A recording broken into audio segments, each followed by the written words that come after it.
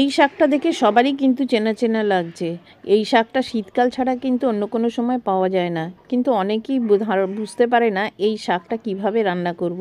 এই শাকটা একটু তেতো তেতো খেতে, মেথি শাক। কিন্তু আজকে আমি এই মেথি শাকটা এমনভাবে রান্না করব যেটা টক, ঝাল, মিষ্টি 3 রকমের স্বাদই তোমরা বুঝতে পারবে। আর রান্না করার সময় কিন্তু এই মেথি শাকটা একদমই কিন্তু আজকে কাটতে হবে না, কুচিয়ে কাটতে হবে না, এমনি কিন্তু এটাকে রান্না করা যাবে, ঠিক যেভাবে আমি করছি। আর পুরো ভিডিওটা শেষ পর্যন্ত দেখো, তাহলে তোমরাও জানতে পারবে এই মেথি শাক এইরকমভাবেও রান্না করে খাওয়া যায়। আর এই রকমভাবে রান্না করলে বাড়ির বাচ্চারাও কিন্তু একদম চেটেপুটে খাবে। এই মেথি শাকটা আলু বেগুন দিয়েও অনেকে ভাজা করে, আর মেথি শাকের পরোটা খেতেও কিন্তু দারুণ লাগে। আর তোমরা এই মেথি শাকটা বাড়িতে কিভাবে বানাও সেটাও আমাকে জানিও, আমিও একদিন ট্রাই করে দেখব কেমন খেতে হয়। রেসিপিটা ভালো লাগলে অবশ্যই আমার বন্ধু হয়ে যাওয়ার অনুরোধ রইল।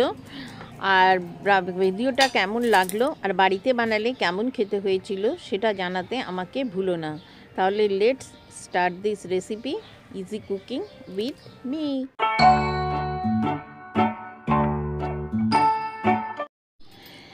মেথি শাকের ভর্তা কিভাবে বানাবে প্রথমে সেটা বলে দিই। দেখো, এখানে আমি মেথি শাক এক আটি নিয়েছি, নিয়ে যে শক্ত ডাঁটি সেগুলো ফেলে দিয়েছি, দিয়ে পাতাগুলো শুধু আমি নিয়েছি, পাতার সাথে যে ছোট ছোট ডাঁটিগুলো আছে সেগুলোই নিয়েছি। আর ভালো করে ধুয়ে আমি জল ঝরিয়ে নিয়েছি। আর এই শাকটা রান্না করতে কোনো শাকটা কিন্তু কোনো কাটতে হবে না, এটা কিন্তু এটার একটা মস্ত বড় লাভ, যে শাকটা আমাদের কাটতে হবে না। আর বাচ্চা থেকে বড় সবাই কিন্তু পছন্দ করবে। প্রথমে একটা কড়াই বসিয়ে দিয়ে এখানে আমি 2 চামচ মতো সর্ষের তেল দিচ্ছি। এটা অবশ্যই কিন্তু সর্ষের তেলে রান্না করতে হবে। তেলটা গরম হয়ে গেলে 1 চামচ কালো জিরে ফোড়ন দিয়ে দিলাম। কালো জিরেটা একটু ভাজা ভাজা করে নেব, 1 সেকেন্ড থেকে 2 সেকেন্ড মতো। এবারে এর ভেতরে 7 থেকে 8 কোয়া রসুন দিয়ে দিচ্ছি, আর 4টে কাঁচা লঙ্কা দিচ্ছি। ঝালটা তোমরা তোমাদের পছন্দ মতো দেবে। আর একটা পেঁয়াজ আমি এরকম একটু বড় বড় করে কেটে নিয়েছি, সেই পেঁয়াজটা দিয়ে দিলাম। দিয়ে এবারে এটাকে আমি একটু ভেজে নেব, খুব লাল করে ভাজার দরকার নেই। দেখো, এরকমভাবে একটুখানি 2 থেকে 3 মিনিট মতো আমি হাই ফ্লেমে এটাকে ভেজে নিয়েছি।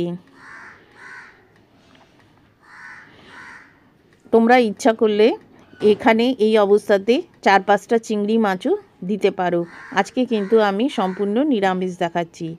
একটা টমেটো আমি দিয়ে দিলাম, টমেটোটা যাতে তাড়াতাড়ি নরম হয়ে যায় সেই জন্য 1 চিমটি লবণ দিয়ে দিচ্ছি। দিয়ে এবারে এটাকে 1 মিনিট মতো আমি ফুল হাই ফ্লেমে ভেজে নেব। দেখো, আমার এটা কিন্তু ভাজা হয়ে গেছে। এবারে আমি বেছে ধুয়ে রাখা মেথি শাকগুলো এর ভেতর দিয়ে দেব। দেখো, এইরকমভাবেই কিন্তু দিয়ে দেবে, কোনো কাটা কুচি বা ছোট ছোট করে কুচি করারও দরকার নেই, শুধু ভালো করে বেছে নেবে। আর শক্ত যে ডাঁটিগুলো আছে সেগুলো ফেলে দেবে। দিয়ে এবার এটাকে ভালো করে মিশিয়ে নেব। দেখো, এটাকে এরমভাবে মিশিয়ে নেবে। এই সময় কিন্তু গ্যাসের ফ্লেম একদম হাইতে রাখবে।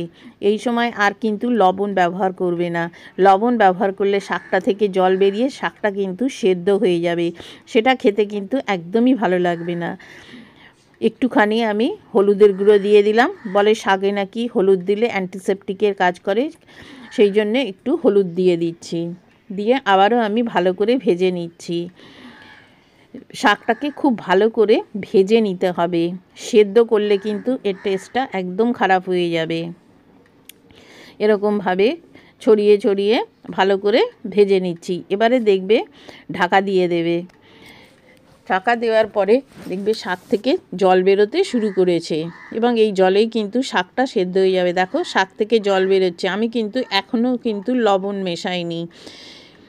এবারে ঢাকনাটা খুলে এটাকে ভালো করে ভেজে নেব, মানে শাকের যে জলটা আছে সেই জলটা আমি একদম শুকনো করে নিতে হবে।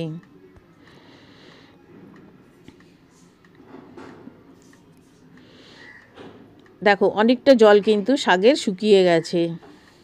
এবার বাকি যে জলটুকু আছে সেটুকু আমি এরকমভাবে শুকিয়ে নেব।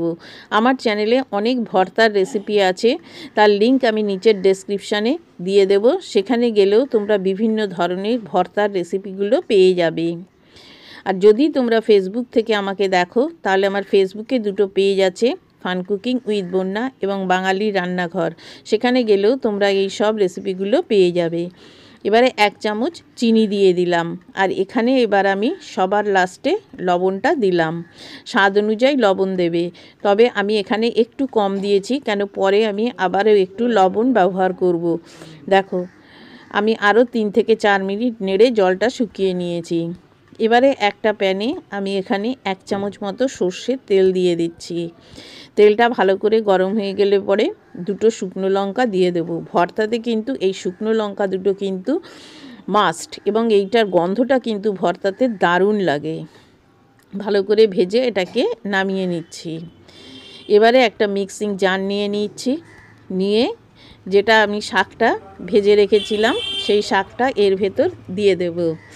এটা তোমরা শিলপাটায় বেটেও করতে পারো, কিন্তু মিক্সিতে করলে অনেক তাড়াতাড়ি এবং সুবিধা হবে, সেই জন্যে আমি এটা মিক্সিতে দিয়ে এটাকে একদম একটা পেস্ট বানিয়ে নেব। দেখো ঠিক এই রকম হবে, কত সুন্দর হয়েছে। এবারে একটা প্লেট নেব, দেখো তোমাদের দেখিয়ে দিচ্ছি, ঠিক কিন্তু এই রকমভাবে পেস্ট করে নেবে। তা সাইডে রেখে দিচ্ছি, দিয়ে একটা প্লেটে একটু লবণ আর যে দুটো শুকনো লঙ্কা আমি ভেজে রেখেছিলাম সেই শুকনো লঙ্কা দুটো নিয়ে নিলাম। এবারে ভালো করে এই সাথে লবণের সাথে এটা মিশিয়ে নিতে হবে। এখনই কিন্তু রেসিপিটা শেষ হয়ে যায়নি, এর শেষে একটা প্রধান যে উপকরণ আছে সেটা কিন্তু দিতে হবে, দিলে পরে এই ভর্তার টেস্ট কিন্তু আরও দ্বিগুণ হয়ে যাবে। দেখো ভালো করে মিশিয়ে নিয়েছি, নিয়ে এবারে শাকটা এখান থেকে এর ভেতরে সব নিয়ে নিচ্ছি। অসাধারণ খেতে হয়, একদিন বাড়িতে বানিয়ে খেও।